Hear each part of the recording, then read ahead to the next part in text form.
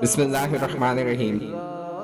हज़रत आदम अलैहिस्सलाम की इस फौक़ियत और बरतरी के बाद फरिश्तों को हुक्म दिया गया कि वो आदम अलैहिस्सलाम को सजदा करें। सबसे पहले हज़रत इसराफील अलैहिस्सलाम ने सजदा किया। अब इब्लीस का तकब्बुर और गरूर ज़ाहिर हो गया। परवरदिगार आलम जल्ले जलालुहू ने कहा, ए इब्लीस, तूने सजदा क्यों ना किया जबकि मैंने हुक्म दिया था? शैतान ने जवाब दिया, मैं इससे बड़ा हूँ और बड़ी उम्र वाला भी हूँ, कवि भी हूँ और मजबूत हूँ। आग मिट्टी से कवि होती है। मुझे लायक नहीं कि मैं बशर को सजदा करूँ। जो पैदा किया तूने बजने वाली मिट्टी से, जो बनी हुई थी कीचड़ सड़ी हुई से। एक मकाम पर इरशाद बारी ताला है, कहा शैतान ने, मैं बेहतर हूँ इससे, पैदा किया है तूने मुझको आग से और इसको पैदा किया मिट्टी से। फरमाया अल्लाह ताला ने कि निकल जा इस जगह से, बेशक तू रांदा किया गया है और तेरे पर लानत है क़यामत तक। शैतान ने कहा, ऐ मेरे रब, मुझे ढील दे इस दिन तक के उठाए जाए मुर्दे, यानी मौत की सख्ती मुझे ना हो, क्योंकि ये सियासत थी कि मौत की तकलीफ से बचा रहूंगा। लेकिन परवरदिगार आलम ने फरमाया, बेशक तुझे ढील दी गई है एक वक्त मालूम तक, यानी जहां के फना होने तक। जब अल्लाह ताला जल्ले जलालहू ने वादा फरमा दिया तो शैतान ने अपने दिल की हसद जाहिर कर दी। बस कसम है तेरी इज्जत की कि गुमराह करूंगा मैं सबको मगर तेरे खालिस बंदे, यानी जिन पर रहमत शामिल हो वो बच जाएंगे। परवरदिगार आलम जल्ले जलालहू ने फरमाया, मेरी बात सच्ची है। इरशाद बारी ताला है, फरमाया, मैं सच कहता हूँ और मैं हमेशा सच कहा करता हूँ। बेशक भर दूंगा मैं दोज़ख को तुझसे और तेरे ताबेदारों से सब इकट्ठे।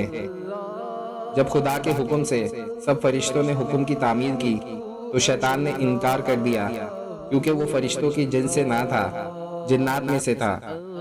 फिर खुदा ताला जल्ले जलालुहू ने फरमाया कि मेरे हुक्म की तूने मुखालफत की है, अब तू हमेशा जानती है। शैतान की डांट डपट के बाद हजरत आदम अलैहिस्सलाम का इल्म जाहिर करके फिर इन पर ऊँट डाल दी गई। फिर उनकी बाईं पसली से हजरत हव्वा अलैहिस्सलाम को पैदा फरमाया। फरिश्तों ने हजरत आदम अलैहिस्सलाम की पसली को चीर कर हजरत हव्वा को निकाला, फिर पसली को सी दिया और आदम अलैहिस्सलाम को खबर भी ना हुई। जब हजरत आदम अलैहिस्सलाम ने आंख खोली तो अपने खून और गोश्त की वजह से उनसे और मोहब्बत पैदा हो गई। फिर परवरदिगार आलम जल्ले जलालुहू के हुक्म से फरिश्तों ने हजरत आदम अलैहिस्सलाम से जनाब सरवर आलम सल्लल्लाहु अलैहि वसल्लम पर 10 दफ़ा दुरूद शरीफ पढ़ाया। फिर परवरदिगार आलम जल्ले जलालुहू ने इन्हें हजरत आदम अलैहिस्सलाम के निकाह में दे दिया। ये दुरूद बीबी हव्वा के महल में पढ़ाई थी।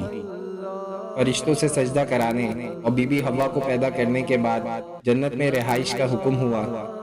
परवरदिगार आलम जल्ले जलालुहू ने अपने फजलो करम से इरशाद फरमाया, ए आदम, इत्मीनान से सब कुछ खाओ पियो, तू और तेरी बीवी जन्नत में बड़े आराम और इत्मीनान से रहो। सिर्फ एक दरख्त के करीब भी ना जाओ, ये भी एक इम्तिहान था। तौरेत में है कि शैतान सांप के मुंह में बैठकर अंदर चला गया था। तफसीर हक्कानी में है कि रूप बदल कर चला गया था और हजरत आदम अलैहिस्सलाम के दिल में खतरा डाला। कहने लगा, ए आदम, इस वक्त तुम पर बड़ी मेहरबानी हुई है, लेकिन तुम्हारी हयात और बादशाहाना तौर पर सदा रहने का कोई इंतज़ाम नहीं। इस तहमीद के बाद कहा, लो मैं तुम्हें इस बाग में एक ऐसा दरख्त बताता हूँ कि जिसके खाने से हमेशा जीते रहोगे और बेजवाल सल्तनत मिलेगी। इस दरख्त का नाम शजरतुल खल्द है। इब्न अब्बास रज़ी अल्लाह ताला अन्हा फरमाते हैं कि वो दरख्त गंदुम का था। एक और रिवायत में है कि शैतान हजरत आदम अलैहिस्सलाम और बीबी हव्वा के रूबरू गया। फिर कहा, तुम जानते हो कि तुम्हारा क्या अंजाम होगा, आखिर तुम्हारे वास्ते मौत है। हजरत आदम अलैहिस्सलाम ने फरमाया, मौत क्या है?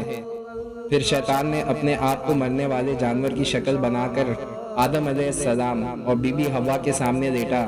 जिस तरह के मरने वाले की रूह निकलती है वैसी हालत बनाकर गर गर करने लगा और हाथ पांव मारने लगा, इस हालत में जैसे कि रूह निकलती है। इस हालत को देखकर आदम अलैहिस्सलाम और बीबी हव्वा के दिल में खौफ पैदा हो गया। پھر شیطان نے کہا اس حالت سے محفوظ رہنے کے واسطے یہی ایک بات ہے کہ اس درخت کا میوہ کھاؤ، پھر تم پر موت نہ آئے گی۔ شیطان ان کی خوشی اور آرام دیکھ کر حسد میں آیا، مکاری اور فریب سے کام لینا شروع کیا تاکہ جو نعمت اور لباس حسن و جمال ان کو حاصل ہے اس سے محروم رہ جائیں۔